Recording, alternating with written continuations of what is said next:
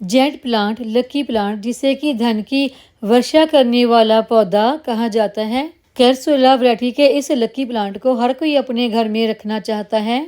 ये plant cutting से बहुत ही आसानी से ग्रो होने वाला प्लांट है और इस प्लांट की बहुत ज़्यादा देखभाल करने की भी ज़रूरत नहीं पड़ती। लेकिन बहुत सारे लोगों में अक्सर ये कन्फ्यूजन रहता है कि इस प्लांट को रखें कहाँ पर, घर में इंडोर रखें या फिर आउटडोर। तो आज की हमारी वीडियो इसी के बारे में होने वाली है और साथ ही साथ हम जेड प्लांट की केयर के कुछ टिप्स भी जानेंगे। तो नमस्कार दोस्तों, मैं वंदना, मेरे चैनल पर आप सबका स्वागत है। जेड प्लांट की केयर का सबसे पहला टिप्स है कि इस प्लांट को हमने रखना कहाँ पर है, इंडोर या फिर आउटडोर। तो हमने इस प्लांट को ना तो प्रॉपर इंडोर रखना है और ना ही प्रॉपर आउटडोर रखना है, क्योंकि अगर इस प्लांट को सुबह की 3 से 4 घंटे की छनी हुई धूप मिल जाती है तो ये प्लांट काफ़ी अच्छा ग्रो करता है। इस तरह रखने से ना तो इस प्लांट की पत्तियां सूखेंगी और ना ही पीली होकर गिरेंगी, क्योंकि देखिए इन दिनों तो गर्मी बहुत ज़्यादा पड़ रही है। और अगर आप सोचते हैं कि गर्मी बहुत ज़्यादा है तो ये प्लांट हमारा मर जाएगा और इसकी पत्तियां सूख जाएंगी, तो फिर आप इस प्लांट को इंडोर रख देते हैं। तो इंडोर रखने से इस प्लांट को प्रॉब्लम ये आने लगती है कि इसकी पत्तियां सूख कर गिरने लगती हैं और प्लांट भी हमारा कमज़ोर होने लगता है। धीरे धीरे प्लांट आपका इतना कमज़ोर हो जाता है कि आपको लगता है कि अब ये प्लांट बचेगा नहीं। इस प्लांट को आप वहाँ पर रखें जहाँ पर इसे सुबह की 3 से 4 घंटे की धूप ही मिलती रहे, या फिर आप ऐसी जगह पर रखें जहाँ पर कोई सेमी शेड एरिया हो या कोई ग्रीन नेट वगैरह लगा हो आपके गार्डन में। तो अभी बात करते हैं कि इस प्लांट के लिए हमने मिट्टी किस तरीके से तैयार करनी है।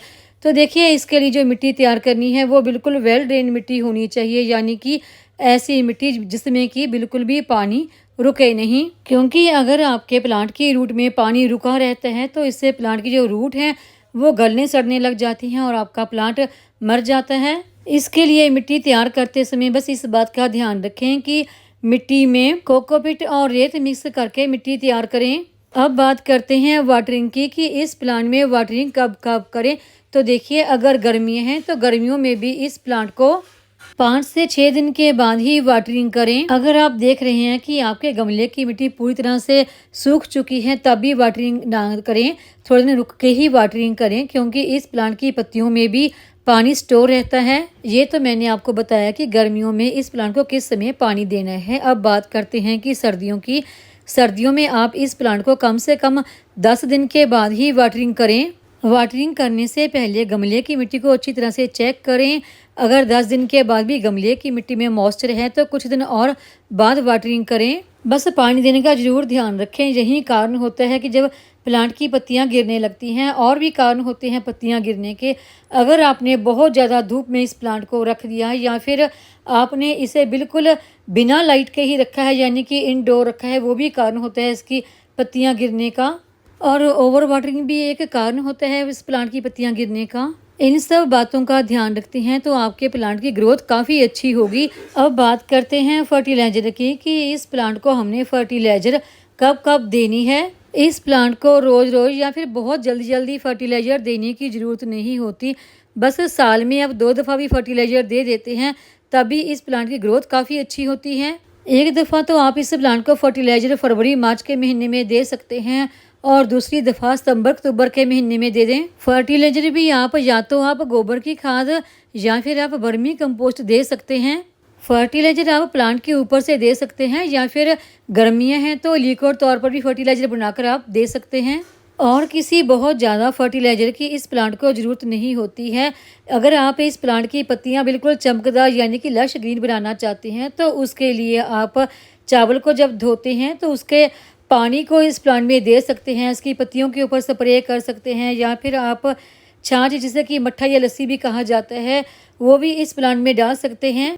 इन दोनों ही घरेलू लिक्विड फर्टिलाइज़र के इस्तेमाल से आप देखेंगे कि कुछ ही दिनों में आपके प्लांट की पत्तियां बिल्कुल लश ग्रीन नज़र आएंगी। इस प्लांट को आप किसी भी मौसम में कटिंग से बहुत ही आसानी से ग्रो कर सकते हैं। बस कटिंग ग्रो करते समय इस बात का ध्यान रखें कि अगर आप कटिंग सर्दियों में ग्रो कर रहे हैं तो आप मिट्टी में कर सकते हैं। अगर आप इस प्लांट की कटिंग गर्मियों में ग्रो कर रहे हैं तो कटिंग को कोकोपीट या फिर रेत में ही ग्रो करें, क्योंकि उनमें मॉइस्चर बना रहता है, उनमें कटिंग जल्दी ग्रो हो जाती है। लेकिन ये प्लांट ऐसा नहीं है कि आपने इसकी कटिंग ग्रो कर दी और 1 महीने में ही कटिंग काफ़ी अच्छी ग्रो हो जाएगी, ऐसा नहीं होता। ये प्लांट बहुत ही स्लो ग्रोइंग प्लांट है, बहुत वक्त लगता है जब इसकी रूट डेवलप होती है, प्लांट अच्छा ग्रो होता है।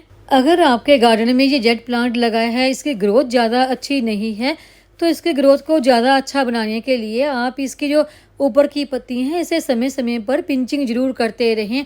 यहाँ से भी आप इसकी पत्तियों की पिंचिंग कर देते हैं, वहीं से इसकी काफ़ी सारी नई नई ब्रांच निकल के आती हैं और आपका प्लांट काफ़ी अच्छा घना बन जाता है। अगर आप इस प्लांट को कटिंग के द्वारा ग्रो करना चाहते हैं तो बहुत बड़ी बड़ी ब्रांच की ज़रूरत नहीं होती है, कि छोटी सी ब्रांच की भी आप कटिंग लगा देते हैं तो वो भी काफ़ी अच्छी ग्रो हो जाती है।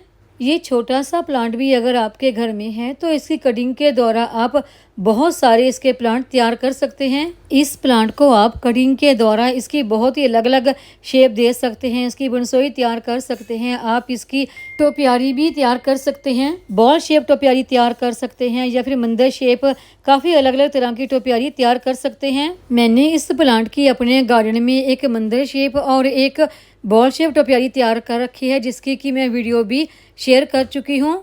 जेट प्लांट जब आपके गार्डन में लगा 3 से 4 साल पुराना हो जाता है, इसकी स्टेम मोटी हो जाती है, तब आप इसकी बनजोई तैयार कर सकते हैं। बनजोई तैयार करने के लिए आप इसकी नीचे से ब्रांच और ऊपर से भी पत्तियों की प्रूनिंग करते रहें तो बढ़िया शेप की बनजोई तैयार हो जाती है। जेट प्लांट की हमने केयर किस तरीके से करनी है तो वो सब मैंने आपको इस वीडियो में बता दिया।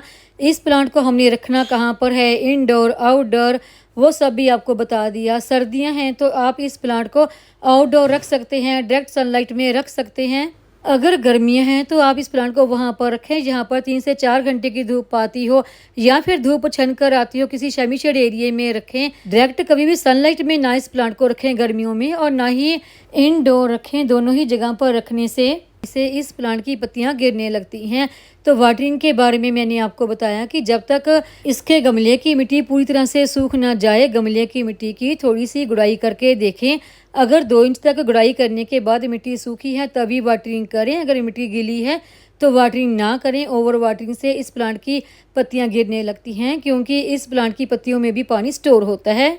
तो आज मैंने आपको इस लकी प्लांट जेडी प्लांट के बारे में जानकारी दी कि किस तरीके से हमें इस प्लांट की केयर करनी है। तो उम्मीद है आपको ये मेरी आज की जानकारी की वीडियो पसंद आई होगी।